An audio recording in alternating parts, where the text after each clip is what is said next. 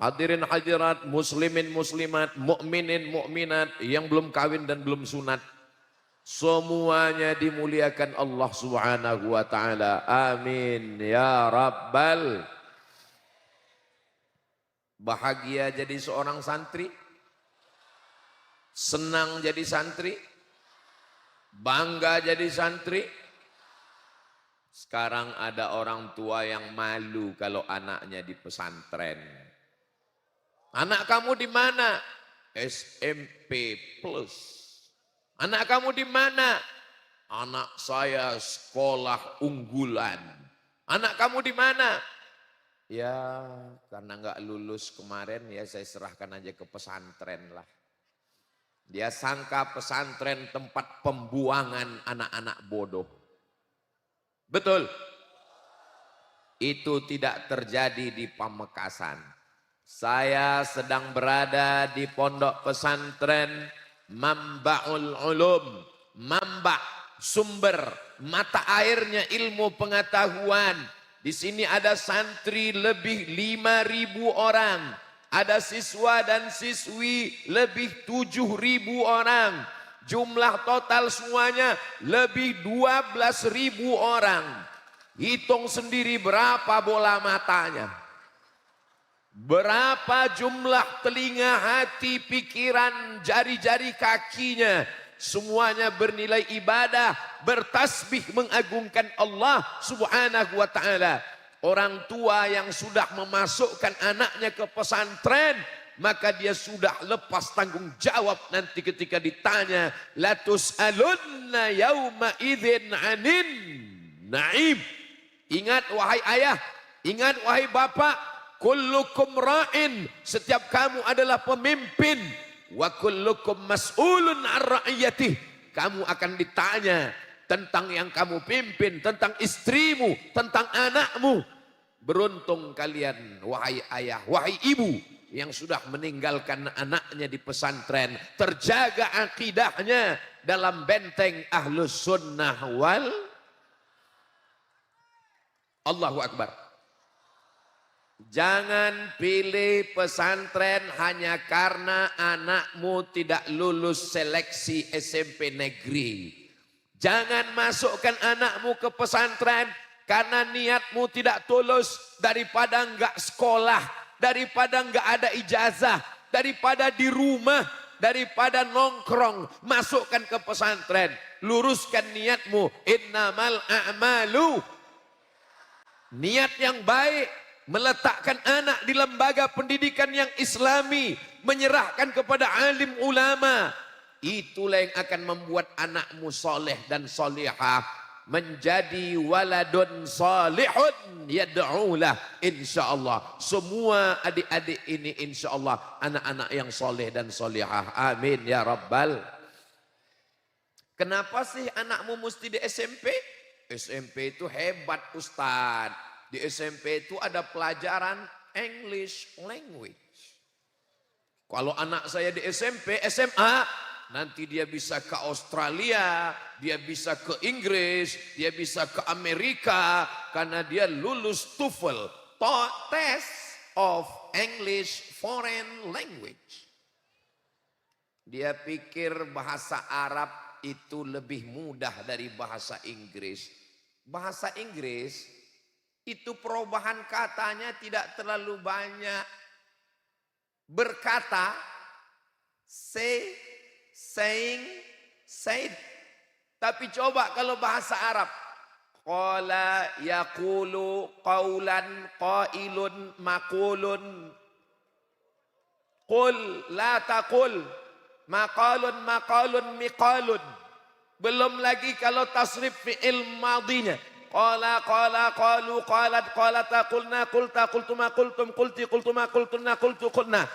Belum lagi mudhari'nya. Yaqulu yaqulani yaquluna, taqulu taqulani yaqulna. Taqulu taqulani taquluna, taqulina taqulani taqulna, aqulu naqulu. Jadi kalau ada anakmu SMP aja enggak lulus, mau ngapal saying, said, yang 3 aja nggak lulus, kau masukkan ke pesantren, dia langsung 2. Kalau nggak error, hang. Carilah anakmu yang paling pintar, yang paling cerdas, yang paling tinggi IQ-nya, yang paling kuat hafalannya. Masukkan ke Manba'ul Ulum. Di sini dia akan dididik dari mulai matan Al-Ajurrumiyah, Kawakib Durriyah, naik Al-Imriti, naik kepada Alfiyah Ibnu Malik. Dan di sini tidak hanya sekedar membaca kitab, tapi di sini ada lajnah ta'liq wa tahqiq, ditaklik, dikomentari, dan kemana kembalinya dhamir, majma'ud dhamir, kemana kembalinya marja'ud dhamair, sampai semua diteliti, diberikan komentar oleh apa? Lembaga Majma' Al-Buhus yang ada di pesantren Manba'ul Ulum Bata-Bata. Allahu Akbar. Apa itu? Katanya bisa tasrif. Namanya aja udah salah. Kalau tasrif bata ya bitu. Ini kok bata-bata? Ini bukan tasrif, bodoh. Ini nama daerah. Saudaraku yang dimuliakan Allah Subhanahu wa taala. Ini tidak ada dalam bahasa Inggris. Ini hanya ada dalam bahasa Arab. Dalam bahasa Arab ada namanya rafa'. Ada namanya nasab, ada namanya jar, ada namanya kasrah, ada namanya dhammah, ada namanya fathah. Tidak ada dalam bahasa Inggris. This is Muhammadun. I see Muhammadan. I am walking with Muhammadin. Itu enggak ada. Jadi kalau ada bapak ibu yang tidak mengerti, lalu membangga-banggakan sesuatu yang tidak dia pahami. Oh, kalau begitu Ustadz Somad anti bahasa Inggris. Dia suruh anak kami cuma belajar nahwu, belajar sharaf, belajar tasrif.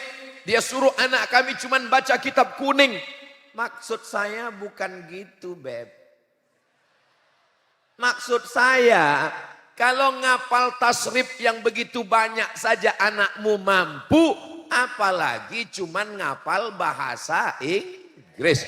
Insya Allah, kalau dia sudah terbiasa dengan nahwu, terbiasa dengan sharaf, menghafal nazam, maka untuk menghafal present, future, past tense, itu insya Allah dimudahkan Allah Subhanahu wa ta'ala. Saya bukan anti bahasa asing. Man arafa lughata qaumin amina makrahum. Siapa yang ngerti bahasa suatu kaum, dia akan aman, terjaga dari tipu daya kaum tersebut. Betul? Saya nggak setuju juga dengan ustadz yang ngomong jangan belajar bahasa Inggris. Bahasa Inggris bahasanya orang kafir. Bahasa Inggris bahasanya orang munafik. Nggak sesuai tulisan dengan bacaan. One dibaca one.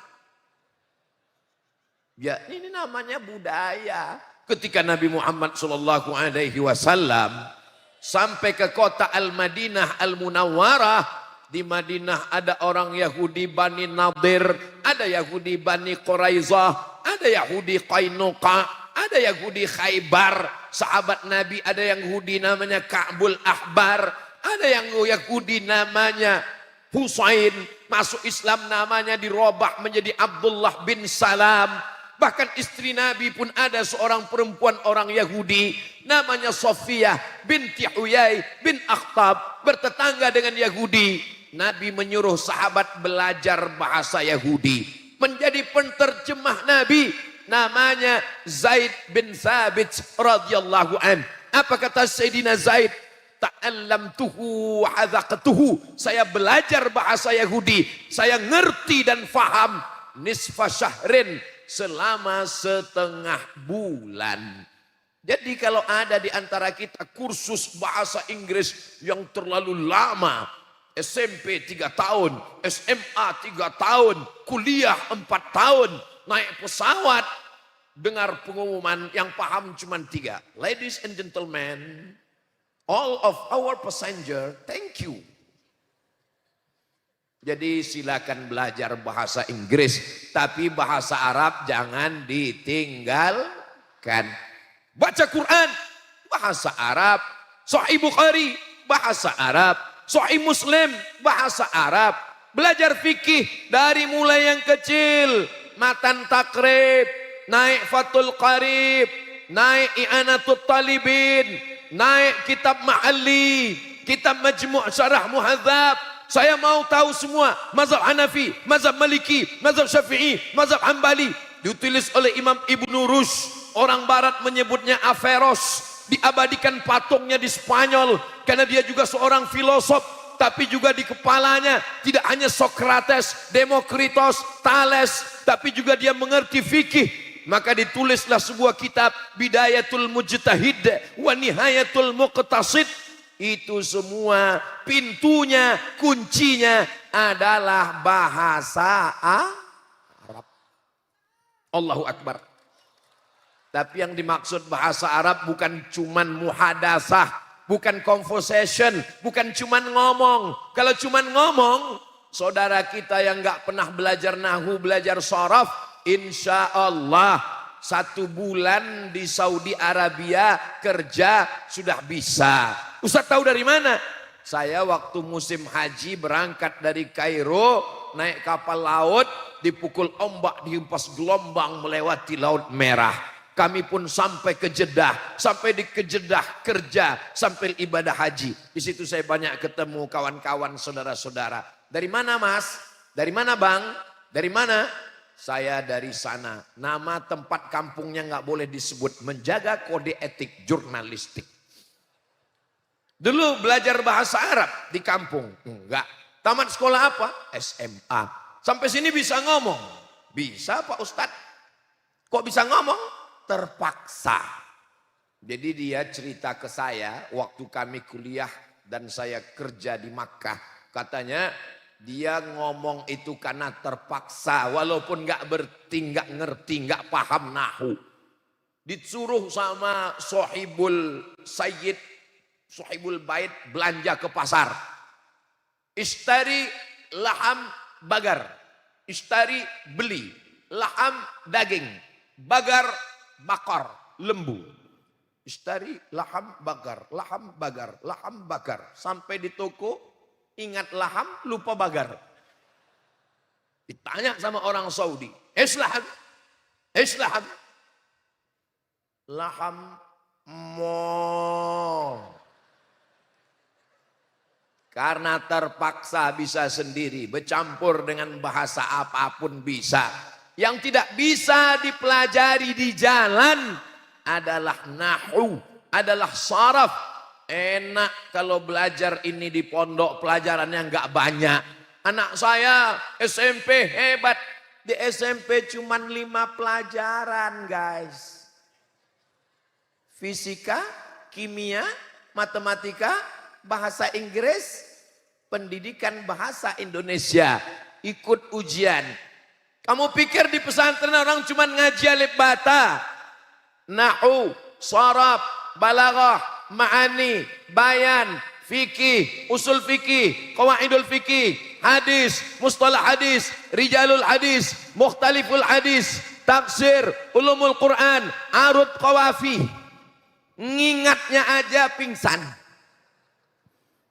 Pilihlah anakmu yang tercerdas, masukkan ke pondok pesantren, mamba sumber ulum. Dari sini akan lahir bukan sekedar mambaul ulum, ini adalah mambaul ulama, mambaul zu'ama, mambaul atibba, mambaul ulum, mamba segala mamba, dasar sumber mata airnya dari sini insyaallah. Allahu Akbar. Tadi subuh saya tausiah, habis itu duha tausiah, ini petang tausiah. Saya merasa baterai sudah mau habis. Tapi ternyata berada di tengah para mujahid fisabilillah, bertambah semangat Abdul Somad.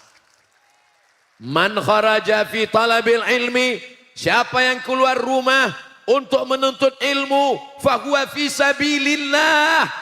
Maka dia sama seperti orang yang berjihad fisabilillah hatta yarji'a, sampai dia pulang ke rumah. Ini yang di hadapan saya ini adalah para mujahid fisabilillah. Allahu Akbar.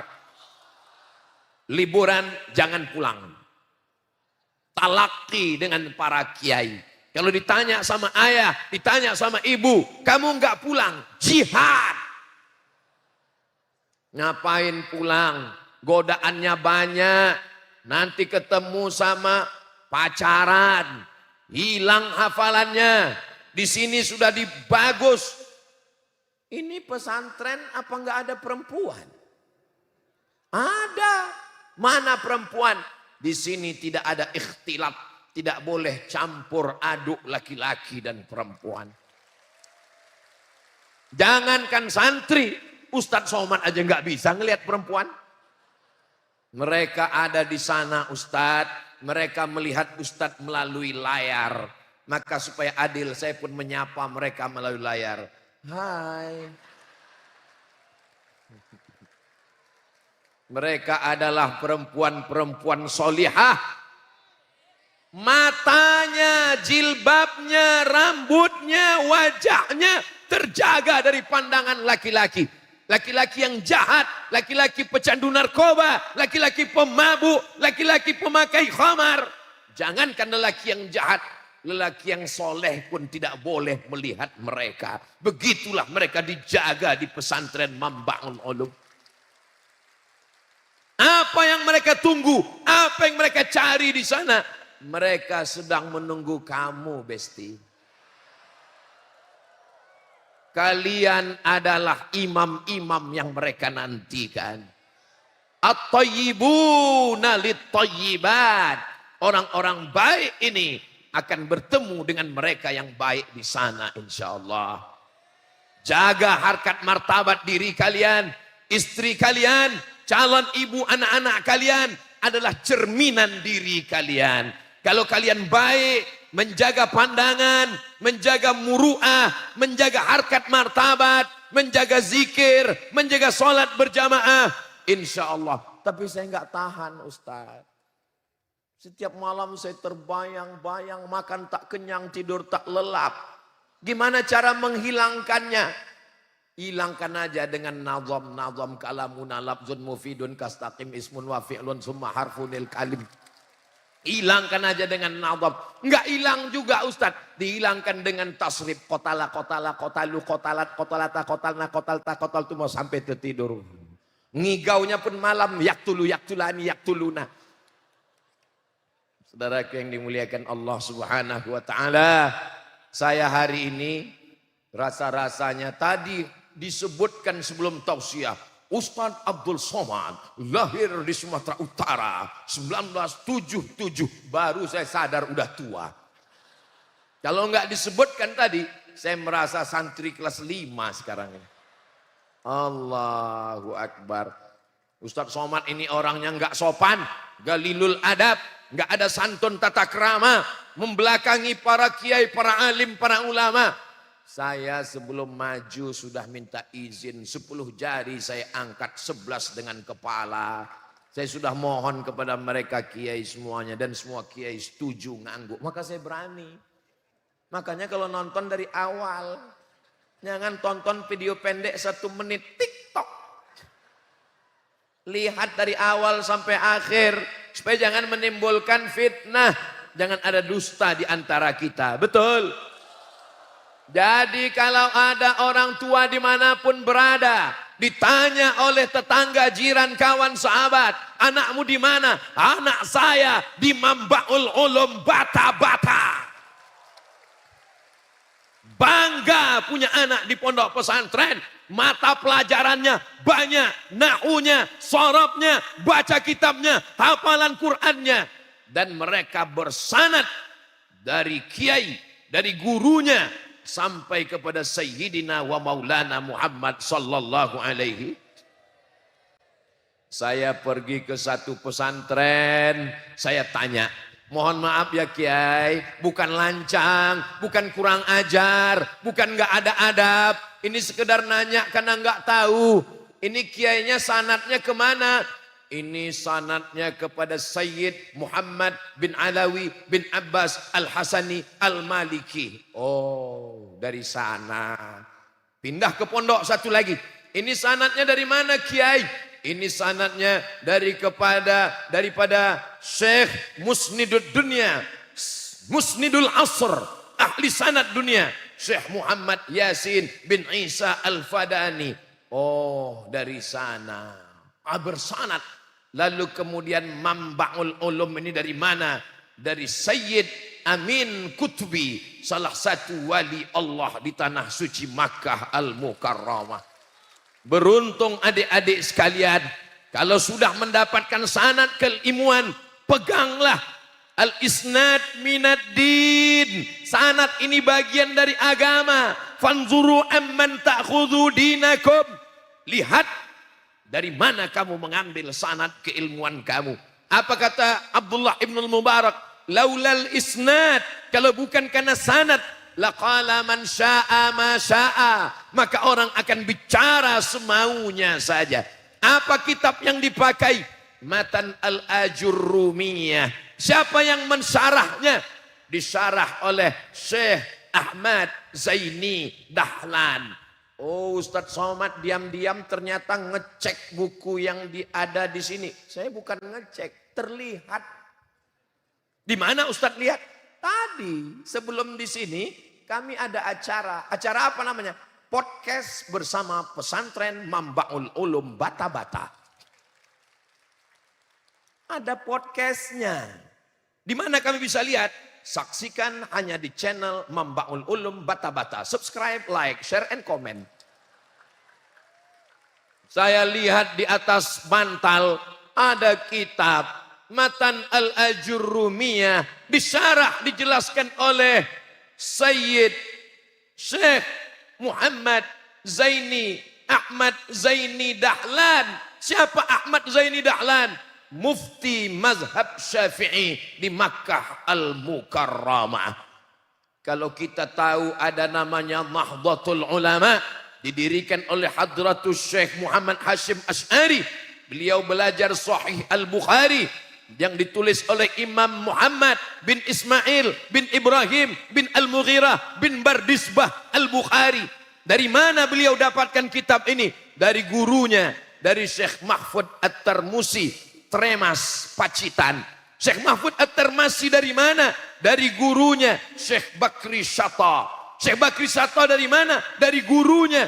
Itulah dia Syekh Ahmad Zaini Dahlan yang sekaligus penulis kitab Fitnatul Wahhabiyah. Syekh Ahmad Zaini Dahlan menulis teks khutbah Jumat, dikirim ke seluruh kesultanan di Nusantara bahwa melawan Belanda adalah jihad fi sabilillah. Allahu Akbar. Al-Ajurrumiyah nahunya dari tanah suci Makkah Al-Mukarramah. Seruan jihadnya dari Makkah Al-Mukarramah. Fikihnya dari Makkah Al-Mukarramah. Maka titik kebersamaan kita berada. Fawalli wajhaka syatral masjidil haram. Allah kita satu. Qul huwallahu ahad. Tempat meminta kita satu. Allahus Samad. Ini Abdus Samad. Kiblat kita satu. Fawalli wajhaka syatral masjidil haram. Nabi kita satu. Muhammadur Rasulullah. Sahabat Nabi yang kita muliakan. Walladzina ma'ahu asyidda'u 'alal kuffar ruhama'u bainahum.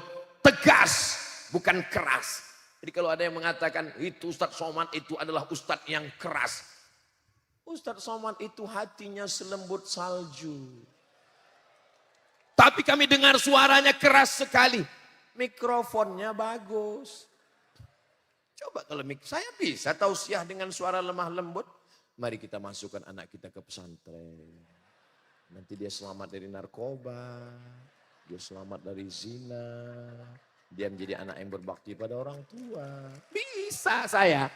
Tapi untuk apa kita lembut kalau mikrofonnya mantap luar biasa.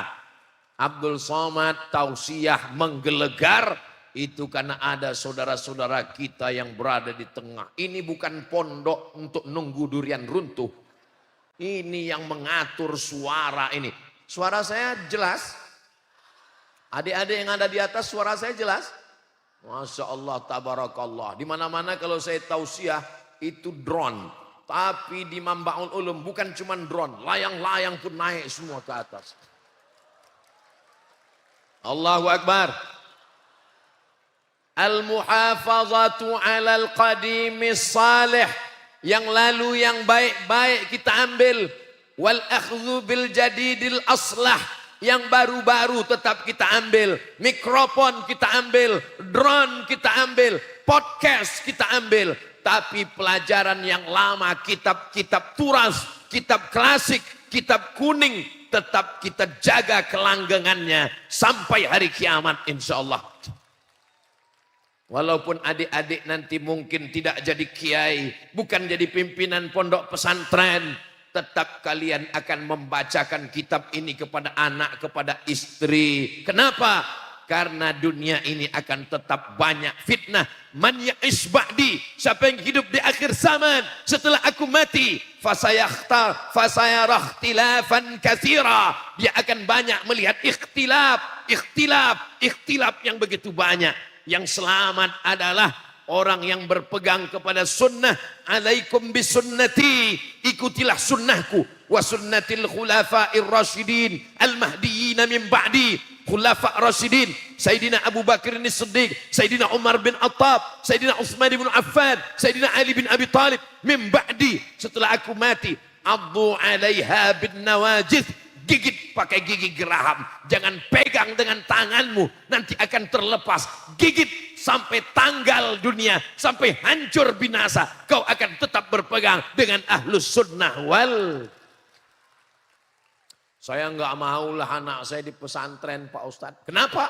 Di pesantren kerjanya cuma sarungan, tidur, baca kitab. Enggak ada olahraga. Siapa bilang enggak ada olahraga? Makanya datang ke Mambaul Ulum Bata-Bata, tiang gawangnya ada. Nih, yang bilang di pesantren enggak ada olahraga. Datang ke Pamekasan, mampir ke Mambaul Ulum Bata-Bata. Saya sudah melihat dengan mata kepala saya sendiri. Tiang gawang tetap tegak berdiri. Dari besi nggak bisa dicopot. Saudaraku yang dimuliakan Allah Subhanahu wa Ta'ala. Kalau adik-adik saya ini nggak olahraga, nggak sehat, nggak mungkin dia bisa dengar ceramah dari atas atap. Menunjukkan dia kuat. Kalau Tuhan pergi ke Mekah, jangan menangis sampai meratap. Sudah lama Abdul Somad tausiah, hari ini melihat santri di atas atap. Saudaraku yang dimuliakan Allah Subhanahu wa Ta'ala. Ada tulisan tretan UAS. Masya Allah. Allahu Akbar. Abdul Somad datang bukan orang yang mengguru-gurui, bukan orang yang ngajar. Abdul Somad datang ke Mambaul Ulum ingin mendapatkan barokah dari para kiai. Doakan kedatangan ini menyambung silaturahim, panjang umur, murah rezeki. Man ahabba ayyubsata lahu fi rizqihi, siapa yang mau murah rezekinya, wa yunsa'alahu fi asarihi, mau panjang umurnya, falyasil rahimahu, hendaklah dia menyambung tali silaturahim. Jadi nanti jangan katakan Ustadz Somad tadi datang ngapain? Dia mau ngajar, kiai-kiai sudah cukup. Abdul Somad itu datang mau ngambil barokah. Atharus solihin, bekas-bekas tapak kaki orang soleh. Mudah-mudahan tempat berjalan Abdul Somad, tempat wudhu Abdul Somad, tempat sholat Abdul Somad bertepatan dengan tempat bekas sujudnya orang-orang soleh. Sehingga mendapatkan keberkahan insya Allah. Imam Ahmad bin Ambal masuk ke Masjid Nabawi, dia usap telapak kaki tempat khotib di atas mimbar. Setelah dia usap, dia cium ke tangannya. Ditanya, mengapa Ahmad bin Ambal? Atharus salihin. Dulu kaki Nabi ada di sini. Kaki Abu Bakar Siddiq, kaki Umar bin Attab, kaki Utsman bin Affan, kaki Ali bin Abi Thalib, kaki para ahli bait. Aku pegang untuk mendapatkan keberkahan atharus salihin. Makanya kadang ngajinya enggak terlalu lama, tapi ngalap barokahnya. ila hadrati ila sayyidina ila hadratin nabi Muhammad SAW wa alihi tayyibin at-tahirin wa ashabil mayamin wan nabiyyin was siddiqin was syuhada was salihin wal malaikatil muqarrabin wal ulama'il amilin wal awliya'is salihin ala hadhihi niyyah wa kulli niyatin salihah. Al-Fatihah. Auzubillahi minasyaitonirrajim. Bismillahirrahmanirrahim. Alhamdulillahirabbil alamin arrahmanir rahim maliki yaumiddin iyyaka na'budu wa iyyaka nasta'in ihdinas siratal mustaqim siratal ladzina an'amta 'alaihim ghairil maghdubi 'alaihim waladdallin. Amin. Orang yang enggak ngerti ngeritik, apa ini baca-baca Al-Fatihah ini? Baca aja cukup. Kalau sekedar ilmu, tidak ada yang bisa menandingi dia. Kalau sekedar kekuatan ingatan, hafalan, kamu nggak ada apa-apanya dibanding dia. Bedanya, dia nggak punya barokah. Siapa dia? Syekh Google. Betul? Ada yang bisa ngelawan Syekh Google? Nggak ada. Maka untuk mengalahkan Google, kita perlu barokah. Itulah barokah daripada kiai. Itu maka tadi sebelum acara membacakan Al-Fatihah. Sebutkan namanya supaya hubungan kita lebih dekat. Ustaz Abdul Somad, kami lihat mulutnya komat kamit waktu duduk tadi. Ustaz ngomong apa? Sedang ngomong di handphone. Enggak, handphone saya enggak hidup. Terus Ustaz ngomong apa? Saya kirim Al-Fatihah kepada kiai, kepada wali-wali Allah, supaya mereka berdoa kepada Allah, doa mereka lebih makbul daripada Abdul Somad, supaya diberikan kebaikan dunia dan akhirat. Bertawassul kepada Allah melalui orang-orang soleh. Syekh Abdullah bin Siddiq Al-Ghumari, ahli hadis dari Maghribi, menulis kitab Ittihaful Azkiya bijawazit tawassul bil anbiya wal awliya. Orang-orang soleh, para nabi, orang-orang soleh, para aulia. Maka sesungguhnya maqam mereka tinggi, maqamam mahmuda. Kita sebut namanya supaya kita pun mendapatkan keberkahannya. Semua kita yang hadir ini mendapatkan keberkahan dari para kiai, dari para wali-wali Allah insya Allah. Tidak ada namanya mantan guru, tidak ada namanya mantan kiai. Satu huruf pun yang dia ajarkan, kita adalah muridnya. Kita datang, kita sowan, kita muliakan. Turun keberkahan-keberkahan untuk kita semua insya Allah. Amin. Nanti adik-adik ada yang akan jadi bisnismen orang kaya. Amin. Ada akan jadi pejabat, pegawai DPRD, DPR RI, DPD, legislatif. Amin. Ada yang menjadi orang-orang ternama di negeri ini nanti. Amin. Bawa anakmu, bawa istrimu, kenalkan di sini dulu pondok saya. Di sini saya belajar. Kenapa? Supaya hidupmu berkah. Hidup ini yang dicari adalah berkah. Makanya kalau ketemu sama orang yang dimintakan itu berkahnya. Assalamualaikum warahmatullahi wabarakatuh. Barokah. Makan yang diminta itu barokahnya. Allahumma barik lana fima razaqtana wa qina azabannar. Nikah itu yang diminta barokahnya. Barakallah lakuma wa baraka alaikuma wa jama'a bainakuma fi khair. Begitu ada anaknya lahir yang dimintakan juga barokah. Barakallahu laka fil mauhub wa syakartal wahib wa ruzikta birrahu wa balagha asyuddahu. Kalau hafal, kalau enggak hafal gerak-gerakkan aja mulut. Mudah-mudahan kita semua mendapatkan barokah para kiai, para alim, para ulama. Apapun kata kiai, sami'na wa ata'na. Ini lagi tren ini sekarang. Kalau baca, kalau ngaji, kalau tausiah, langsung nanya, mana dalilnya?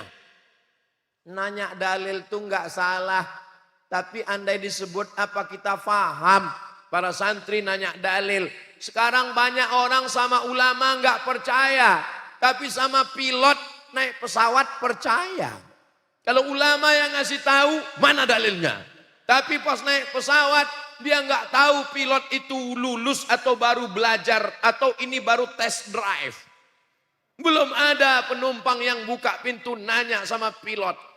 Mana dalilnya? Berarti dia lebih percaya pilot daripada ulama. Allah tidak meninggalkan apa-apa untuk kita. Yang ditinggalkan Rasulullah adalah al-ulama warasatul, ulama pewaris para nabi.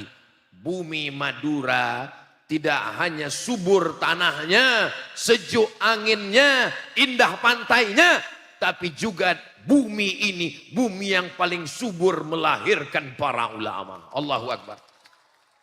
Ini Ustadz Somad ini basa-basinya luar biasa. Ini bukan basa-basi Bapak Ibu. Saya nanya, makanya saya kalau kemana-mana tuh tanya, Ibu Bupati berapa pesantren di sini? Cuman 600 Ustadz.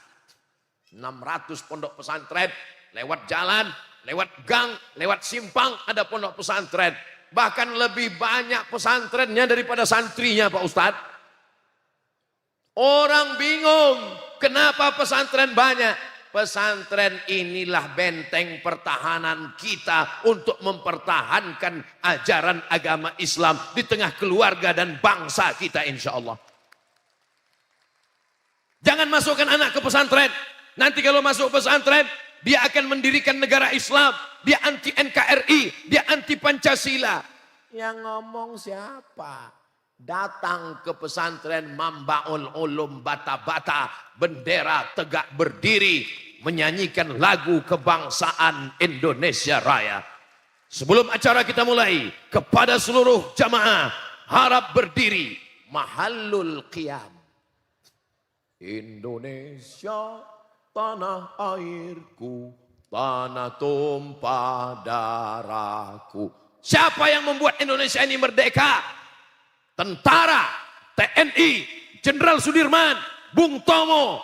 Bung Tomo datang ke rumah Hadratus Syekh Hasyim Asy'ari meminta fatwa supaya para ulama berani mengeluarkan resolusi jihad untuk memberikan semangat supaya tentara nasional Indonesia berani menghadapi Belanda dengan bambu runcing mati syahid.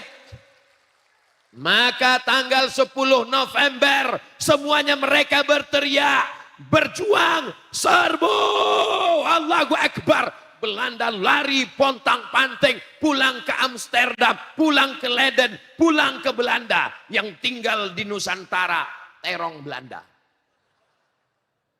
Kenapa para tentara berani? Karena ulama mengajarkan, kalau kamu mati syahid.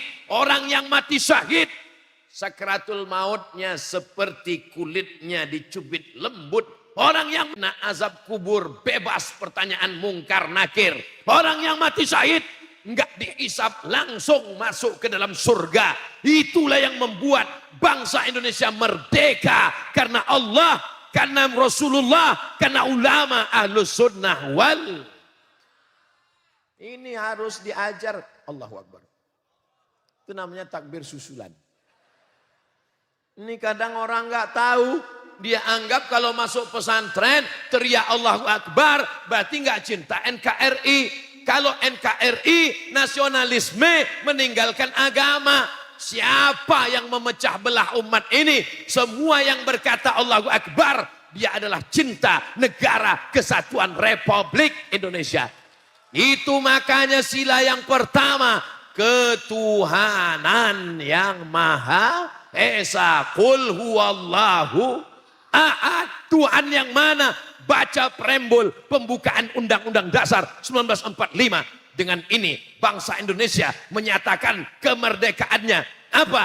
Atas berkat rahmat Allah yang keinginan bangsa Indonesia yang luhur. Atas berkat rahmat Allah dan keinginan bangsa Indonesia yang luhur. Dengan ini menyatakan kemerdekaannya. Ustadz tahu dari mana? Yang baca pembukaan Undang-Undang Dasar 45 itu Abdul Somad waktu SD. Itu kan waktu SD. Terus waktu pondok sebelum ke Mesir ada tes. Nama tesnya tes beasiswa ke Mesir. Apa mata pelajarannya? Hafalan Quran. Apalagi bahasa Arab. Apalagi lulus tes Pancasila Undang-Undang Dasar 45 P4. Kalau nggak lulus, nggak diberangkatkan ke Mesir. Maka kita ini adalah anak pesantren yang cinta kedaulatan, cinta negara, cinta merah darah kita, putih tulang kita. Sampai hari kiamat kita pertahankan negeri ini insya Allah. Amin. Ustadz Somad ini kenapa menggelegar suaranya? Dikasih nasi biryani sama kiai tadi. Makanya menggelegar suaranya. Saudaraku yang dimuliakan Allah Subhanahu wa Ta'ala. Yang belum memasukkan anaknya ke pesantren, daftarkan segera. Lokasinya Pak Ustadz, itu ada tanda panah peserta didik baru. Mudah-mudahan masih ada kuota insya Allah, amin. Ini kelas-kelas perlu dipenuhkan. Pesantren tidak pernah berhenti membangun. Sama seperti Masjidil Haram, tidak pernah berhenti. Kalau sekarang ada kelas, terus nyambung. Kenapa? Karena anak tidak berhenti lahir. Selama umat Islam masih menikah, selama umat Islam masih hamil, selama melahirkan anak, maka pondok pesantren harus bertambah tegak, besar, tegak, berdiri, mengagungkan agama Allah. Anak-anak mengumandangkan bacaan Al-Quran, tenggelam matahari, bertasbih,